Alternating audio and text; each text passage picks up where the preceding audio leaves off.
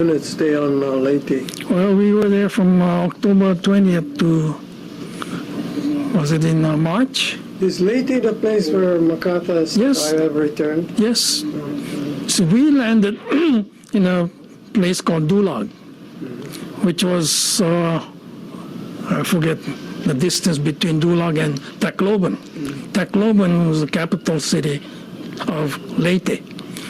MacArthur landed at Tacloban, where he put on his show, I have returned, and with him walking in the water and all that was photographed and publicized. October 44. Yes, October 20. Yes, October 20, 44 is where Leyte invasion commenced, and then we left in March 45 and headed for Okinawa. And we, I think we were on the ship about 10 days. Then we invaded Okinawa on April 1st, 1945.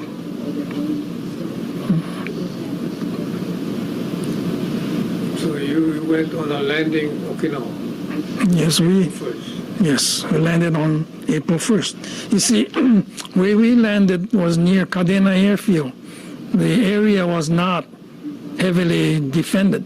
In fact, there was practically no defense set up by the Japanese. Do you remember what date that was when you landed? Yeah, it was April 1st. Oh, the very first day? Yeah, April Fool's Day, 96th Division. 96th Division. And they flew you in? No. We went by ship. We went by ship from Leyte to Okinawa, and then from our troop transport ship, we went down the net into LST. See, Okinawa has a coral reef extending way out, and they could not use LCVPs. These are the landing craft that can go right up to Sandy Beach. Okinawa was not like that; it had coral. So these LCVPs were useless. We had to go on Amtrak. These are amphibian tanks. And these things would crawl over the reef and come up against the seawall. Okinawa is noted for seawalls built to protect against high waves and so on. So this amphibian tank would take us right up to the seawall, and we would go over the wall and walk in. And we were able to walk right in because there was no defensive setup in that area by the Japanese. And what was your first, intelligence work on Okinawa? Yeah.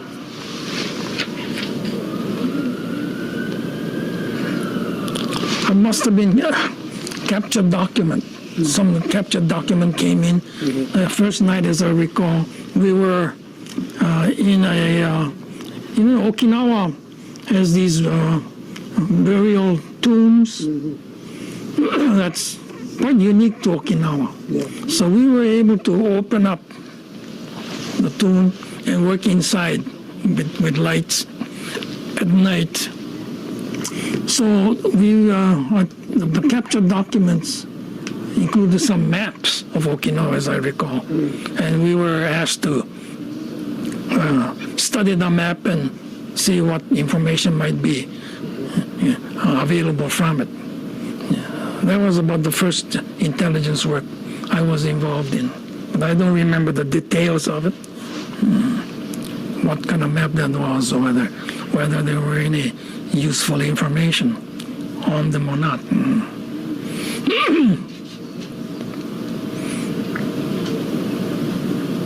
So after the first landing, what kind of work was it? Mostly translation? Or Yes. did you? Yes. It was only later that they encountered Japanese resistance. So you captured no prisoners. No. So all interrogation. Translation. Translation. Especially in the division headquarters, we did mainly translation. Boys in the regimental headquarters had more opportunities for interrogation work because the prisoners may be brought into the regimental headquarters first, and then they're questioned there. And how they're disposed of after that, I don't know, because these prisoners were not sent to the division headquarters for additional interrogation. Because we practically never saw prisoners at the division headquarters.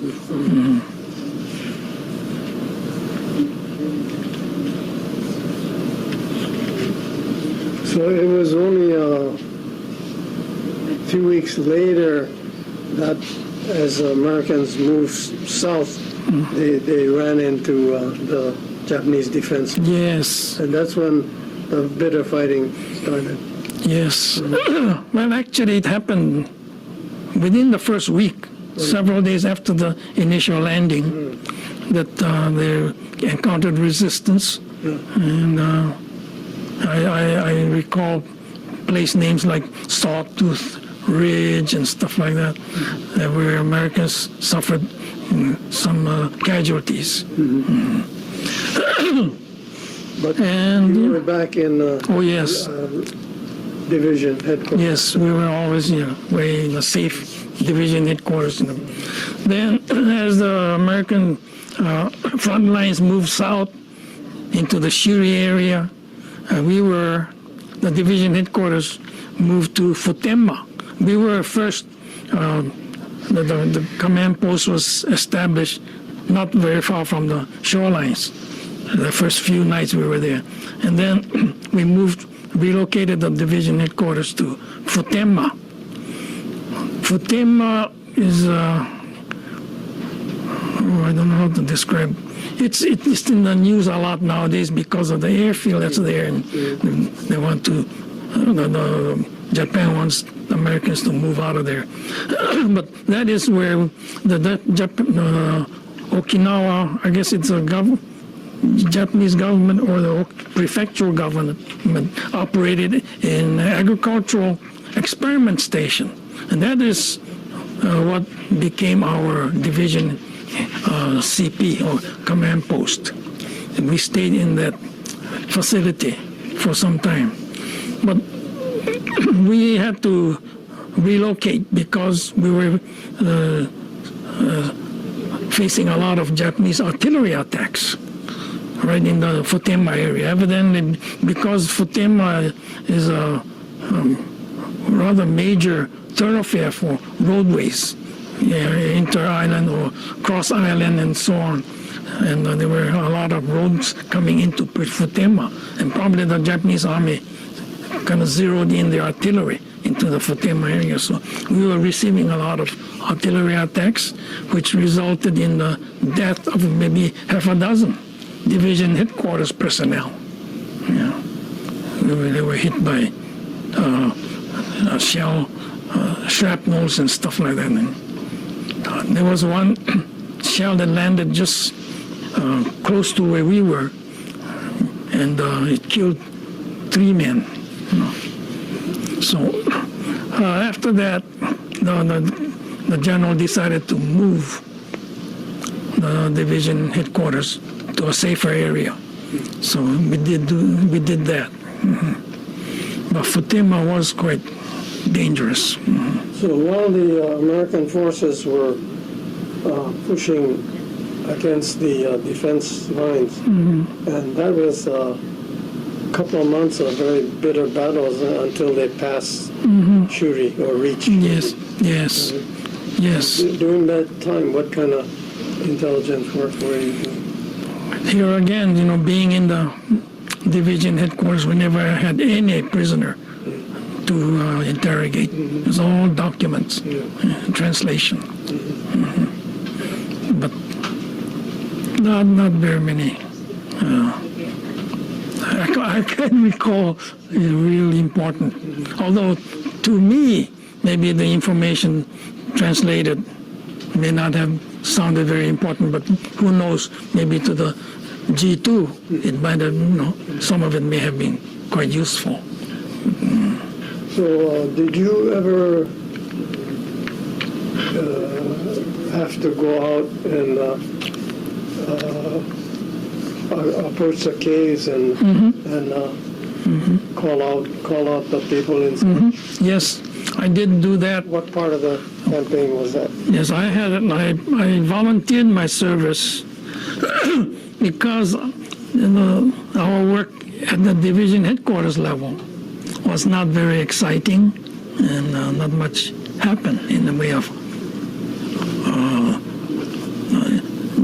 intelligence in our kind of work. So I asked if I could serve at the regimental headquarters. So I was granted that, opportunity. So I went to replace Fred Fukushima. He and I exchanged places. So I went to his regiment, and I served there for a few weeks. And that's when I encountered some real exciting experience, combat experience. Like what? Like one of the first that I recall was where a Japanese soldier was brought in. And he was very fit, no wounds or anything. And the first thing he did when he saw me was speak to me in Japanese and said, please kill me. 私を殺してください. I said, now wait a minute. Now, I asked, what are you trying to say? And he explained that he was a sergeant. I forget his name.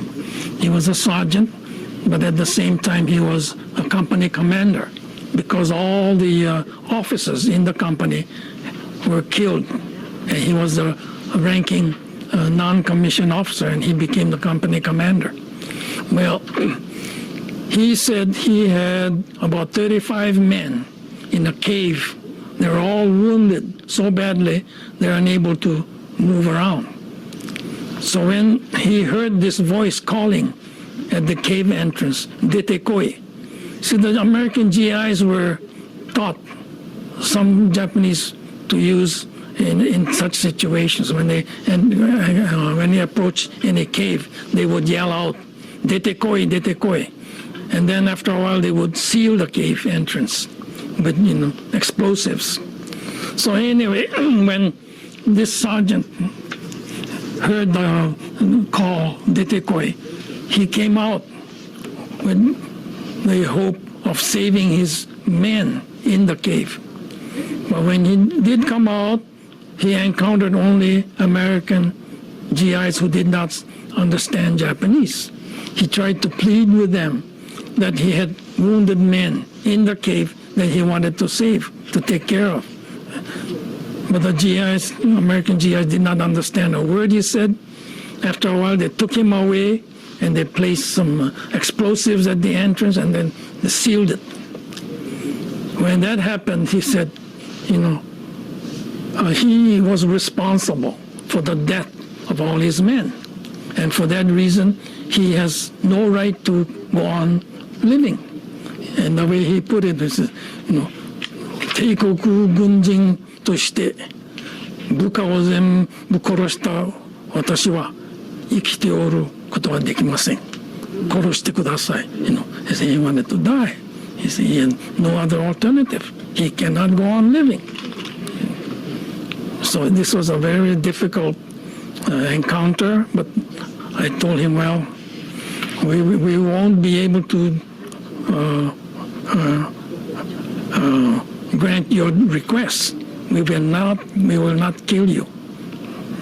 You will be sent back into a prisoner of war camp, and you will be saved, kept there. He said, oh, but that was it, and I never saw him again. But that was the first encounter I had with after I was assigned to the 381st headquarters. The ones that said "Dete koi," they were all howling. Howlies. Yeah. All howlies. That's all they knew. That's all they knew. They could only say "Dete koi."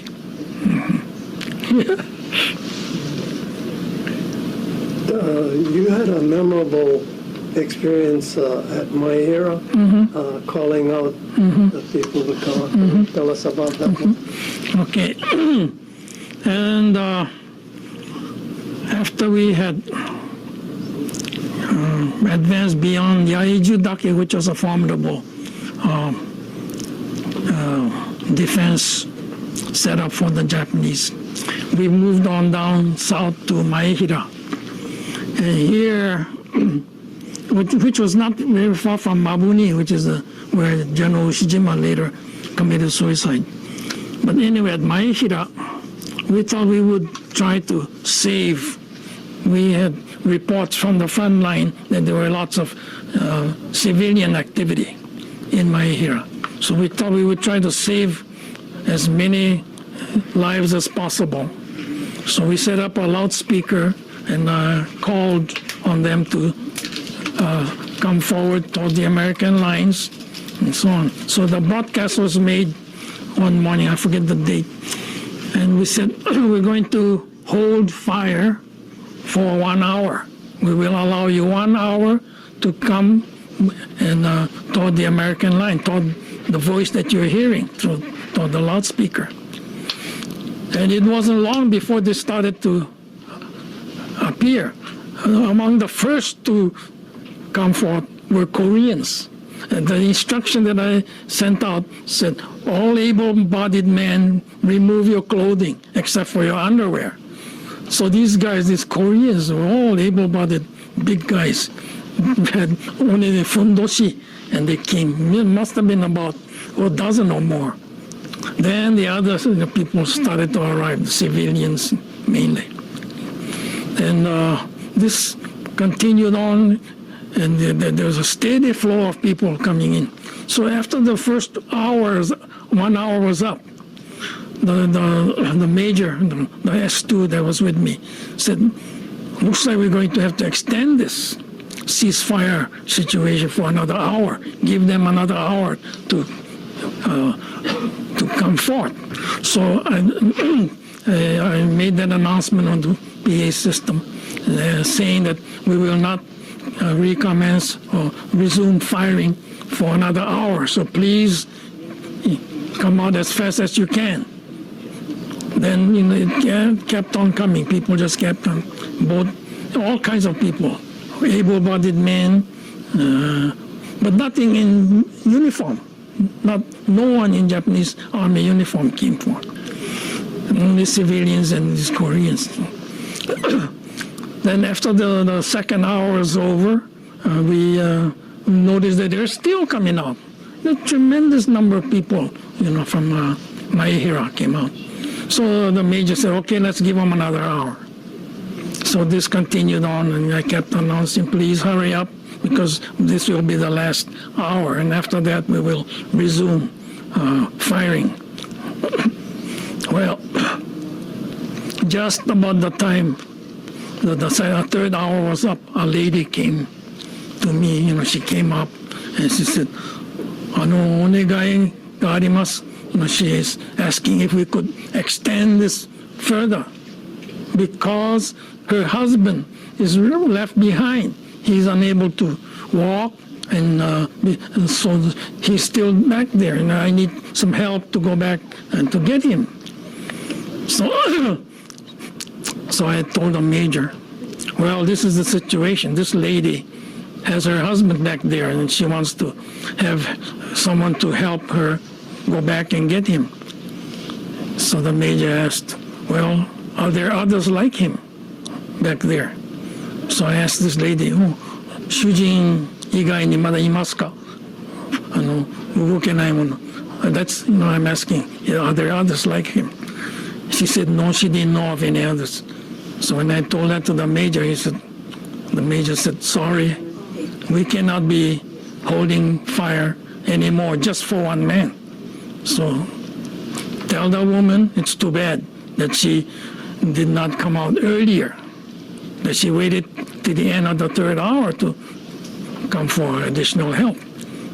And that I had to relay the message to her, and she just broke down and just cried and cried and cried because she would never see the husband alive again. So that was pretty sad. And then soon thereafter, the front line started to resume the firing, and combat action was resumed. But it was pretty bad. So the way we would handle the situations, as people came in, the other MIS guy would get all the able-bodied people. We would take the name and we place a tag around their neck because we needed to interrogate them further later on in the rear echelon. Well, while doing that, I was questioning one guy who seemed very,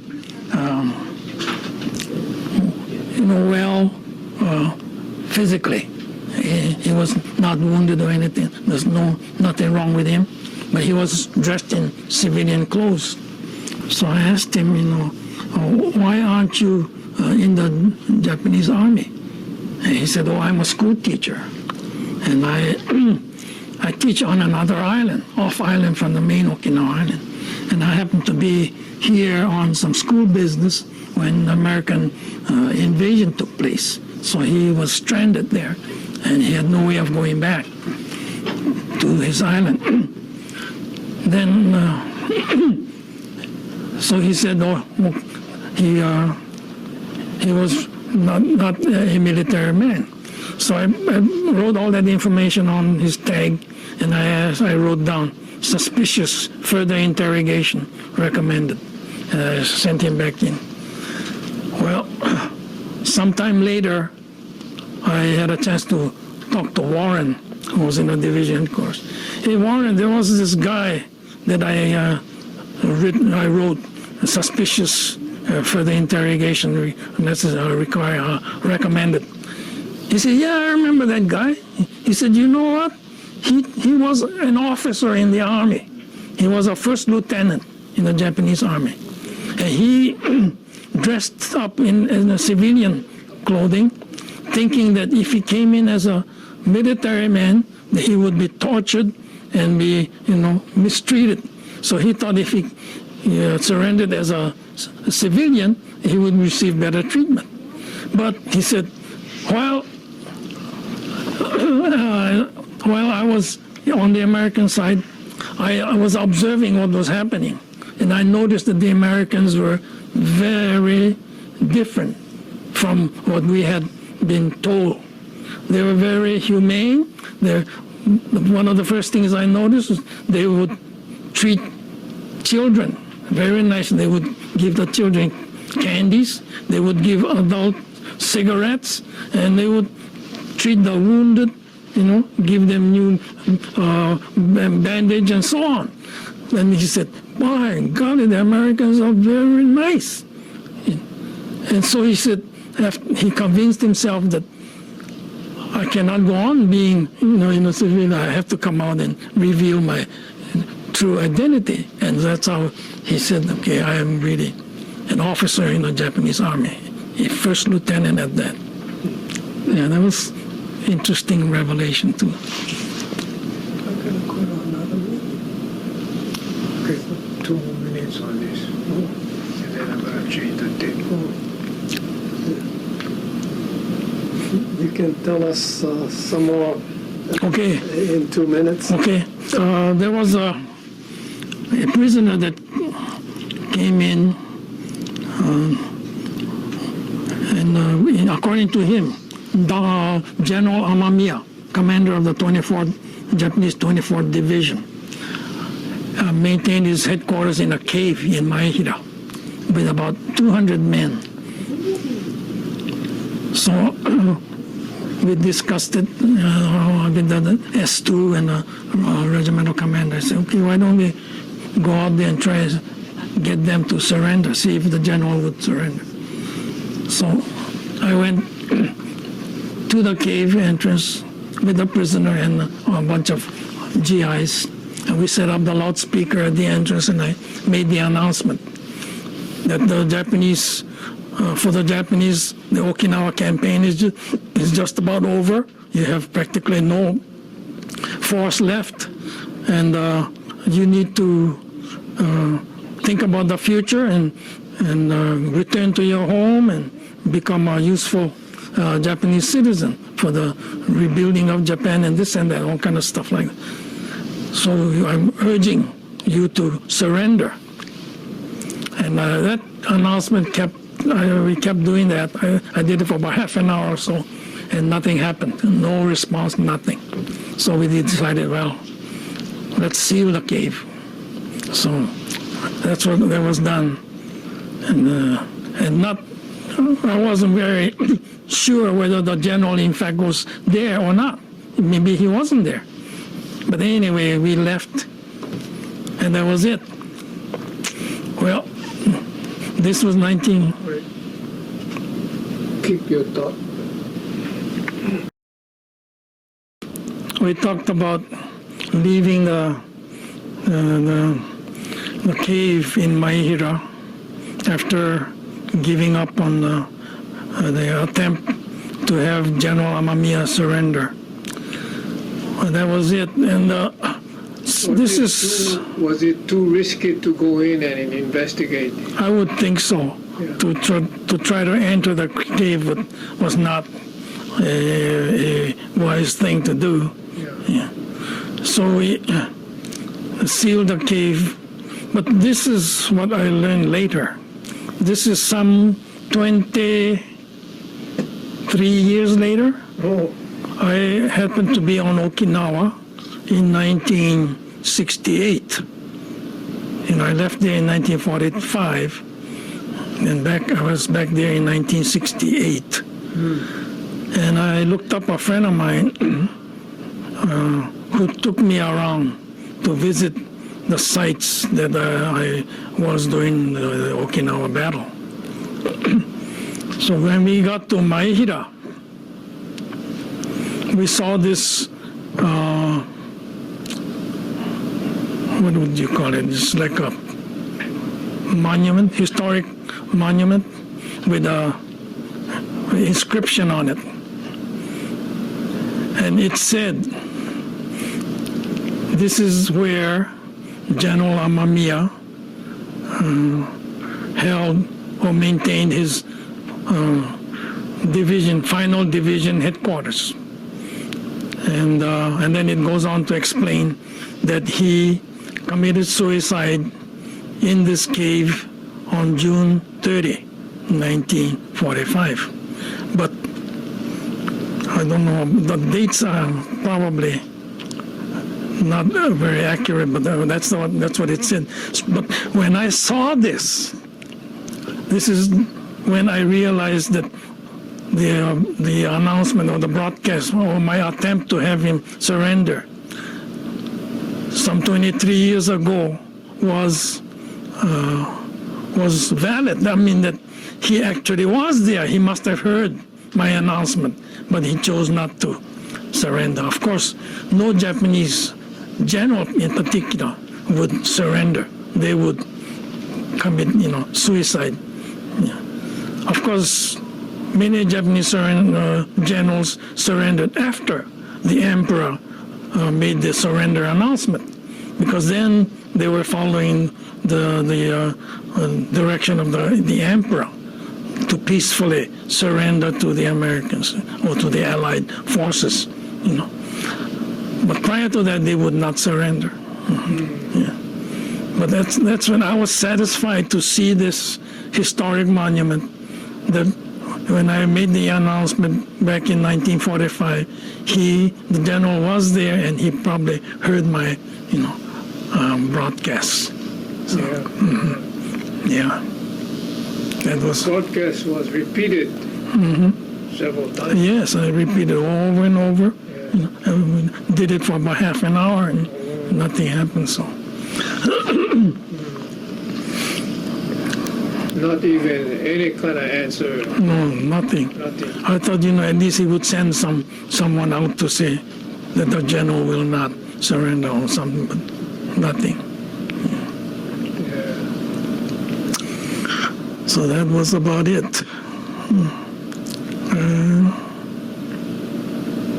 Of course, this Maihira, I heard later on that when the American troops really went through the village, they found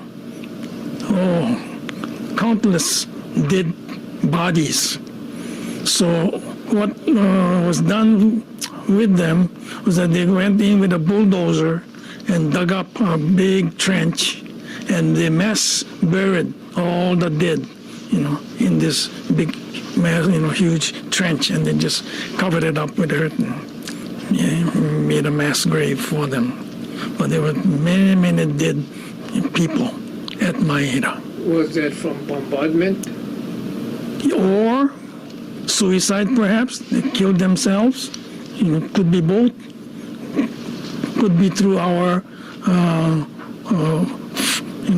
our activity or all the firing from our side, or they could have committed suicide. You're talking about mostly soldiers. No, not only soldiers, civilians. Civilians too. But I heard stories also that Japanese soldiers, would kill Japanese civilians who tried to surrender. I heard about that too. So they could have died from many different causes, But evidently there were many dead bodies that had to be, taken care of.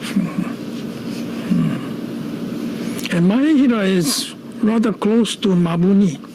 Mabuni is the southernmost tip of Okinawa that became famous because General Ushijima, the commanding general of the Japanese forces, took his life there at Mabuni. And that is where today you would find all kinds of monuments. If you were to visit Okinawa, you would see so many monuments from the different prefectures of Japan. They put up monuments commemorating men from their prefectures that died in the Okinawa battle. Were the Okinawa civilians pretty much brainwashed, convinced that the Americans would be brutal? Yes. No doubt, because so many died. And if they had, say, when the American, the Allied forces landed, they had one of two choices to make: evacuate to the north, or remain in the southern part of the island with the Japanese defense forces. Many did move north, and they were saved. But those that remained with the Japanese defense forces, most of them perhaps died. Relatively, I would say a small percentage survived the war. Yeah. Among those who surrendered or were saved from the caves or wherever, did you hear them say that, we thought we were going to be killed, but it turns out that that's not true. You gave us kind care. Yes. I have talked to some people who came out and told me that they were very, they were misinformed, that the Americans are not like they were made to believe. Yeah. So that was good to hear. Yes. They were so thankful the way they were treated.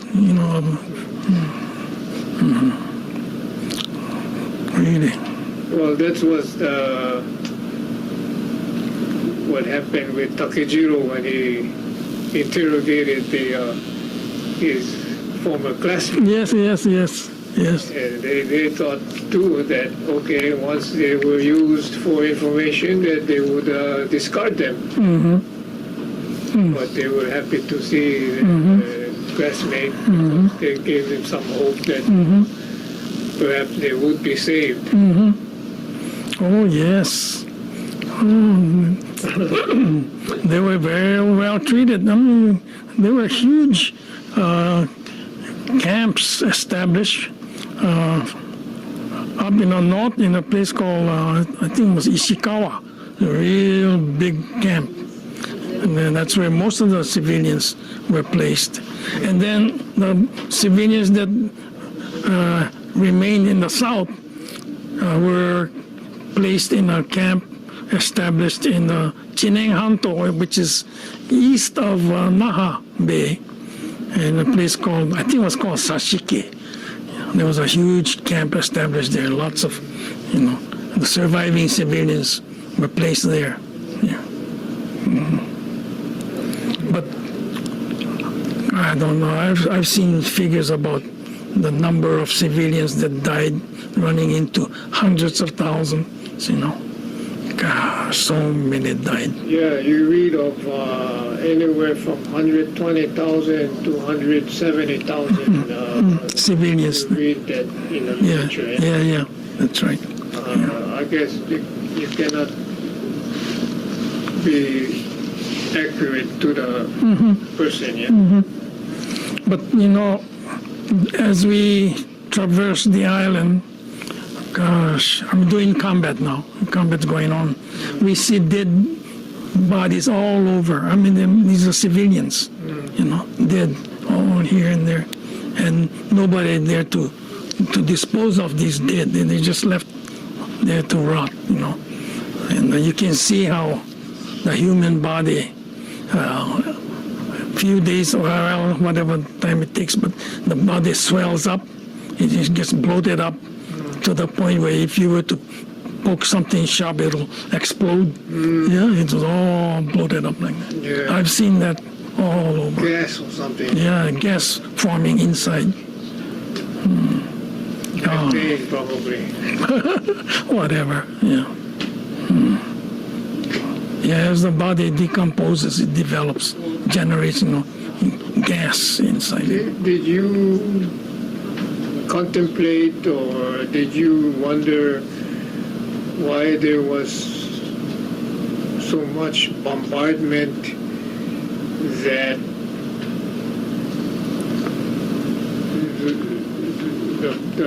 the officers or the strategic office command to bombard the island must have known that it would include civilians?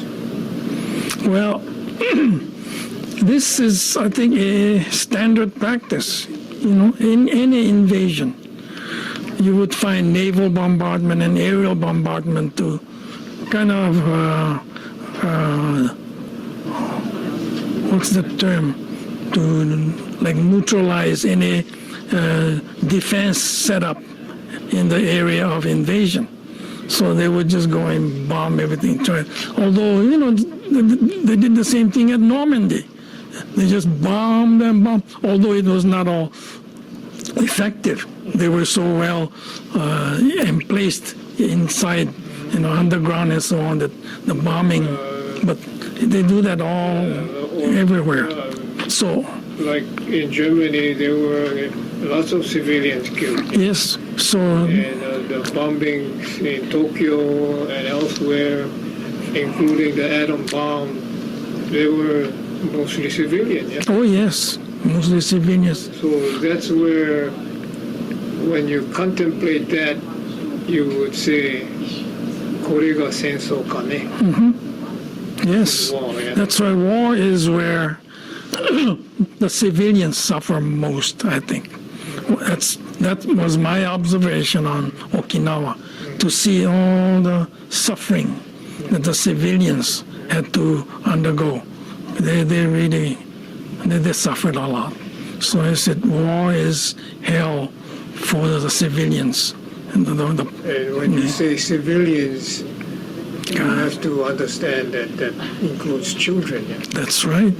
That's right. Women and children. That's right. The old. Yeah, old. Yeah. They're helpless. Yeah, they are. Poor thing. If we only had like a war was like a duel, only thousand soldiers and thousand soldiers they did in Japan in the movies wars at that time. Yeah. whoever wins the war. Right. Then only the soldiers win. Right. Yes. Terrible enough. Yes.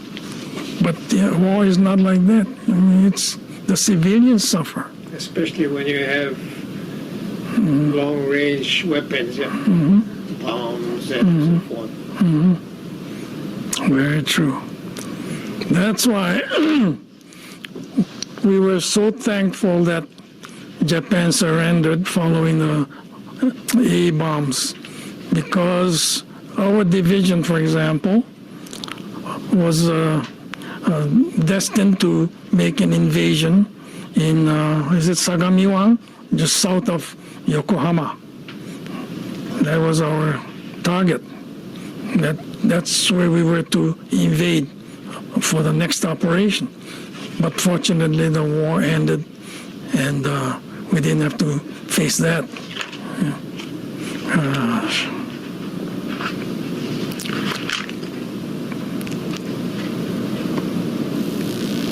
I'm going to.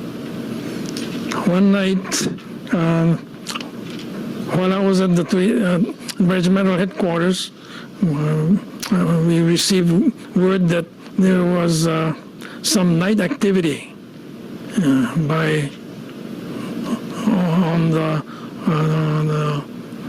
the enemy sector.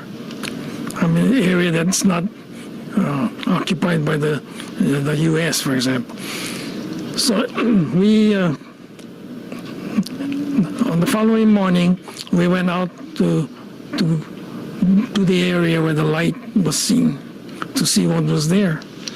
And sure enough, we encountered what appeared to be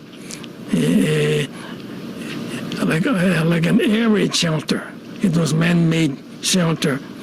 And there was a little opening that we could notice, and through the opening we could see some movement. So I started to talk in Japanese. I said, 誰かそこにいるのがこちらから見える。分かってる。動きが見えるので。I spoke to them all in Japanese. Pretty soon, they started to come out. They were civilians. Yeah, it's a family. The parents and their little kids. They were hiding in there, and when they heard me talk to them in Japanese, they felt safe to come out, And they were so happy that they were able to talk to me in Japanese, and then they explained, how things were with them, and they did not move with the rest of the people in that area. They decided to remain at their place and see if they can survive this war. So they said at night they would go out in the field and look for food, like digging sweet potatoes and stuff like that. And then during the day they would hide in the shelter that they had built, and that's how they survived, And so that was rather, interesting, I thought, So anyway, we were able to tell them that, well, you won't be able to stay here because you're going, we may be having some military action in this area. You may be killed or something. So we told them that you're going to have to move to a camp where all the civilians are kept. So they said, okay, they'll go along with that. So there was that. How many of them was it? There were about just a family of, I think it was 4 or 5, the parents and little ones. Oh, just one family? Just a family, one family. Yeah, just one family. Just one family decided to stay, They wanted to remain there. Maybe that was a good move. Maybe they were able to, survive because of that. If they had moved with the others, they may have been killed. There was another thing that I just recalled. It's not in this. I actually witnessed Japanese soldiers being killed by American GIs. This was when I was with the regimental headquarters, while I was interviewing, questioning some captives, the Japanese troops at that time, the remnant troops, were moving north in small groups.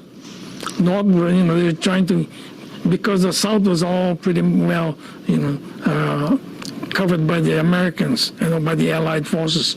So anyway, they formed little groups and were trying to move north, and in doing so, they would hide in sugarcane fields and stuff like that. Well, it so happened right close to our regimental CP, some GIs spotted some Japanese in the cane field. So they threw a smoke grenade in there to chase them out. And this was all within our view. We could see it all. So it must have been maybe 100 yards or so away, not very far. And as the Japanese soldiers would run out from the sugarcane bush and the smoke grenade that was thrown in, or maybe they were throwing tear gas or whatever, I don't know. But anyway, it caused them to run out. And you can see the GIs killing them with a rifle. Boom, boom, one by one as they ran out. So I witnessed with my eyes the killing of about 3 or 4 guys. They were just shot right there. Well, were these soldiers armed? I think they were armed. I can only say I think now, but I think they were carrying rifles. But they were trying to escape, from the Americans. But they had no chance, of course. As they ran out, boom, boom, the GI just waiting. So that was all within our view, from clear view. Oh, that was really something. The first time I ever saw anything like that, Yeah. Was that considered within what you call war rules? I don't know. Should they have been, captured rather than killed? Yeah, that would be a question. Yeah. But I don't know. I don't know what the. They didn't come out with white cloth. Nothing like that. They just ran. They just ran out. And as they ran, the guy would shoot them down. Just like you see in a cowboy movie or something like that. So they were quite near to them. That's right. Very close range. Yeah. So they were easy target. Easy target. Yeah, no chance. Yeah. Wow. Yeah. Yeah, it's a little discolored, yeah. Yeah. Yeah. It is. And what do they say? Anything goes in. Yeah. But at least from the point of view of the Japanese Americans, linguists, and so forth, who were able to save lives. I mean, one interpreter who did some cave flushing and saved lives, he told me that he remembered what his father told him. Oh. That in war, you not only kill, but you got a chance to save lives. How the father, said that, but Really? Yeah. he told him that, and he said he always remembered that in the back of his mind. Oh yeah. So he was, he took advantage of the cave, saving people as possible. He was on a small island doing that. Okay, so Yeah. is it time for you to be discharging from the army, or Yes. after all that? Yes. Yes, we, as I mentioned earlier, the war was still not over, and we were headed for the Philippines, Okay. to the island of Mindoro, where the 96th Division was to be brought back to strength, to bring in replacements and so on for the eventual invasion of Japan proper. Well, we were on a LST, and on the 15th of August, that was the day we were to dock or land on Mindoro. The announcement came with the Japanese, with the Emperor of Japan giving the surrender message. And so we celebrated on board the LST.